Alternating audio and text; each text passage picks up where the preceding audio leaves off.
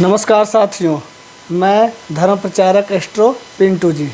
जैसा कि आप लोगों को हम पहले बताते चले हैं कि हमारे कुंडली में कितने सारे योग होता है, और आज हम एक कुंडली के बारे में आपको विश्लेषण करके दिखाएंगे कि आखिर कुंडली में कितना गहराई होता है। तो मित्रों, अगर आप हमसे पूर्ण जानकारी चाहते हैं तो प्लीज़ आप हमारे पेज को लाइक करिए और उसको शेयर करिए। तो चलते हैं आज कुंडली के बारे में। तो सर्वप्रथम आप देखिए कि ये मेष लग्न की कुंडली है। मेष लग्न की कुंडली है और मिथुन राशि है।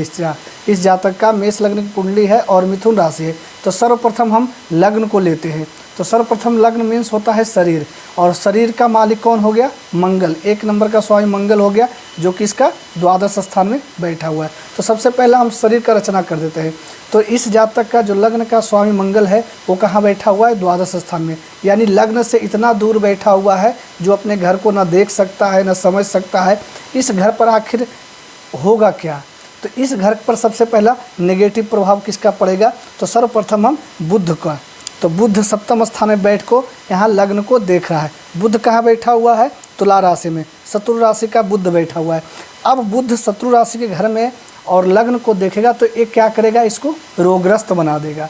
इसको रोगग्रस्त बना देगा, यानी इसके पेट में प्रॉब्लम आ सकता है, इसको शारीरिक संबंधित हमेशा प्रॉब्लम रह सकता है। ये हो गया लग्न। अब चलते हैं द्वितीय स्थान। द्वितीय स्थान धन स्थान के नाम से जाना जाता है। तो द्वितीय स्थान का स्वामी कौन हो गया? इसका द्वितीय स्थान का स्वामी शुक्र हो गया। शुक्र कहाँ बैठा हुआ है? तो पंचम स्थान में। पंचम स्थान में किसके साथ बैठा हुआ है? केतु के साथ। पंचम स्थान में कौन सा अंक है? 5 नंबर, यानी सिंह राशि का शुक्र है। शुक्र के साथ केतु, यानी द्वितीय स्थान धन स्थान का स्वामी। यहाँ पर बृहस्पति बैठा हुआ, शत्रु राशि का बैठा हुआ है। ये व्यक्ति धन अर्जन करेगा, आर्थिक उन्नति करेगा, लेकिन इसके पास धन कभी भी संग्रहित नहीं होगा, क्योंकि द्वितीय स्थान का स्वामी यहाँ शुक्र जो है वो केतु के साथ नीच का बैठा हुआ है। अब चलते हैं तृतीय स्थान। तृतीय स्थान का स्वामी कौन है? तृतीय स्थान में इसका मिथुन राशि का चंद्रमा बैठा है। इसका स्वामी कौन हो गया? इसका स्वामी बुध हो गया। सप्तम स्थान में बुध बैठा, यानी बेसिक इसका बिल्कुल मजबूत होगा, लेकिन कभी भी इसको मुकाम हासिल नहीं हो पाएगा। कभी क्यों? क्योंकि इसका जो राक्षस है वो बुध, वो सप्तम स्थान में बैठा हुआ है, वो भी शत्रु राशि के साथ बैठा हुआ है। कभी भी ये जो चाहेगा उसको नहीं मिलेगा, कभी भी नहीं। चाहे कितना मेहनत कर ले, इसको कभी भी सफलता नहीं मिल सकता है। अब चलते हैं चतुर्थ स्थान। चतुर्थ स्थान का स्वामी कौन है? इसका चंद्रमा। चतुर्थ स्थान का स्वामी चंद्रमा कहाँ बैठा हुआ है? मिथुन राशि में। मिथुन राशि क्या है? इसका शत्रु राशि है।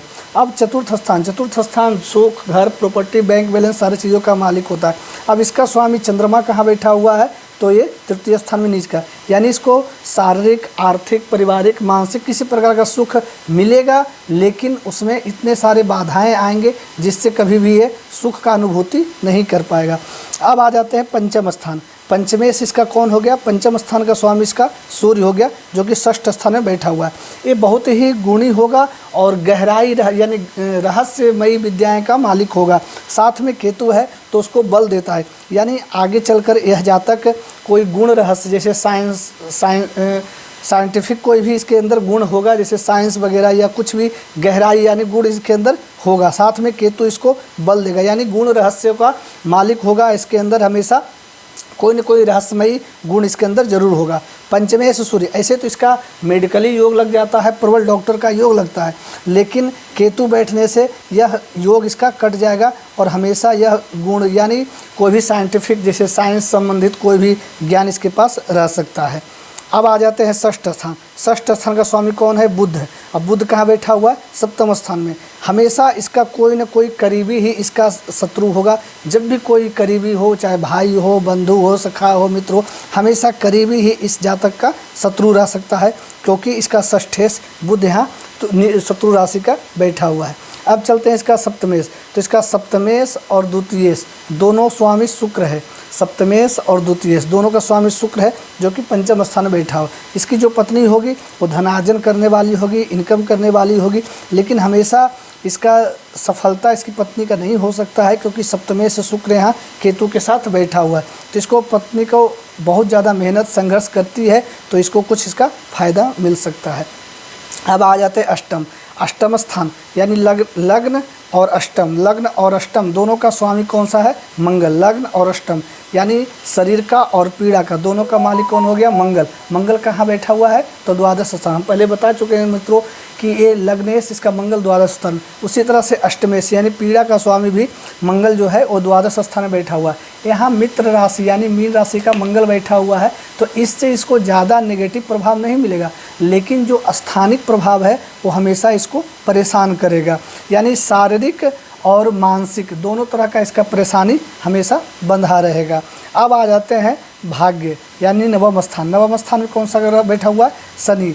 यानी इसका नवमेश कहाँ बैठा हुआ है? भाग्येश इसका बृहस्पति द्वितीय स्थान बैठा हुआ है। हमेशा यह भाग्य के बलबूते पर, किस्मत के बलबूते पर धन अर्जन करेगा। इसको गवर्नमेंट सेक्टर में सर्विस नहीं मिलेगा, सफलता नहीं मिलेगा, लेकिन जिस कार्य को करेगा उस कार्य में इसको बृहस्पति बहुत ज़्यादा सपोर्ट करें। तो बृहस्पति संबंधित यह कार्य करे। बृहस्पति संबंधित कौन सा कार्य कर सकता है? शिक्षा का कार्य कर सकता है, धार्मिक कार्य कर सकता है, किसी को ज्ञान देने का कार्य कर सकता है, किसी को शिष्य बना सकता है। तो ऐसा जातक इस लाइन में, धर्म के लाइन में यानी उपदेश देने के लाइन में ऐसा व्यक्ति धनार्जन कर सकता है, क्योंकि इसका भाग्येश बृहस्पति और भविष्य में इसका शिक्षक का भी योग लग जाता है। भविष्य में इसका शिक्षक का योग लग जाता है। अब चलते दसम स्थान। दसम स्थान और एकादश स्थान यानी कर्म स्थान और आय स्थान दोनों का स्वामी शनि कहाँ बैठा हुआ है? भाग्य स्थान में। हमेशा इसको शनिदेव का कृपा मिलता रहेगा, और जितना यह धर्म का कार्य करेगा उतना ही धरती पे उन्नति और अपना नाम प्रख्यात करेगा। अब चलते हैं द्वादश स्थान में। द्वादशेश कौन सा है? बृहस्पति। द्वादशेश होकर बृहस्पति कहाँ बैठा हुआ है? यानी द्वितीय स्थान में। बृहस्पति इसके लिए कोई भी योग कारक नहीं है, लेकिन कहता है ना कि समय मेहरबान तो कोई भी पहलवान। बृहस्पति इसका इस अवस्था पे बैठे हैं कि न चाहकर भी इसको कुछ न कुछ सपोर्ट मिलता रहेगा।